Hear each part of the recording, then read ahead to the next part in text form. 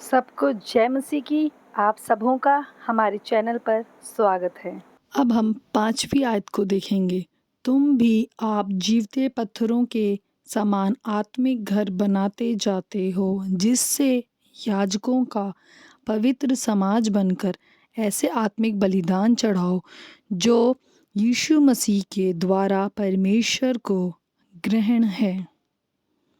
अब यहाँ पतरस हमें ये बताना चाह रहा है कि जब हम मसीह को अपना उद्धारकर्ता ग्रहण करते हैं, तो जब हम मसीह को अपना उद्धारकर्ता ग्रहण करते हैं, हमें सैल्वेशन मिलता है, हमें उद्धार मिलता है। परंतु जब हम मसीह में नए आते हैं और जब हम वचनों को सुनते हैं, तो वो जो वचन को सुनकर जब हम मसीह को अपना उद्धारकर्ता ग्रहण करते हैं और जब हम बपतिस्मा लेते हैं, जब पूर्ण रूप से मसीह को ग्रहण करते हैं, तो जो हमारा उद्धार होता है वो जैसा जो कच्चा माल होता है ना, उस तरीके से होता है। मतलब कि जैसे हम घर बनाते हैं, तो घर बनाने के लिए हमें कच्चा सामान दिया जाता है ना, कि कच्चा माल दिया जाता है, कि रॉ मटेरियल, जिससे जैसे कि बालू है, सीमेंट है और मोरंग है, ये सब और भी जितने सामान होते हैं, इन सब के द्वारा एक घर का निर्माण होता है।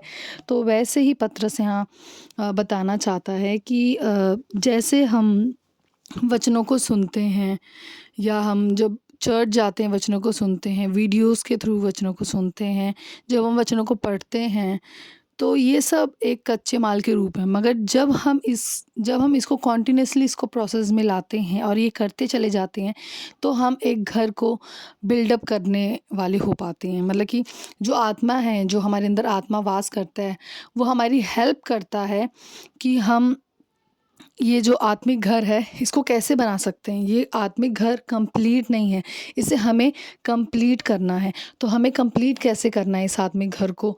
लगातार हमें बनाते चले जाना है, वचन पढ़ने के द्वारा, गीतों को गाए जाने के द्वारा, परमेश्वर की उपस्थिति में आके उसके संग टाइम बिता के, प्रार्थना करके, और हर एक वो हमें आत्मिक बलिदान चढ़ाने हैं जो परमेश्वर को पसंद है। हमें वो काम करने जिससे परमेश्वर प्रसन्न होता है।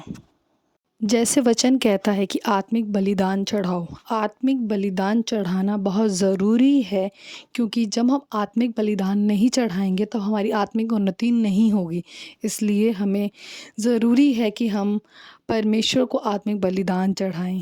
और ये वही चीज़ें होती हैं जब हम संसार का डिनाई करके जब हम आत्मिक स्टेप लेते हैं, जब हम सोचते हैं और जब हम ये चाहने लगते हैं कि हमें वचन पढ़ना है, गीतों को गाना है, प्रार्थना करना है, उसका धन्यवाद करना है, वचनों को पढ़ना है, परमेश्वर को ज़्यादा से ज़्यादा टाइम देना है, तो इससे हमारी आत्मिक उन्नति होती और होती चली जाएगी। और ये करना बहुत बहुत ज़रूरी है, क्योंकि परमेश्वर हमसे यही चाहता है।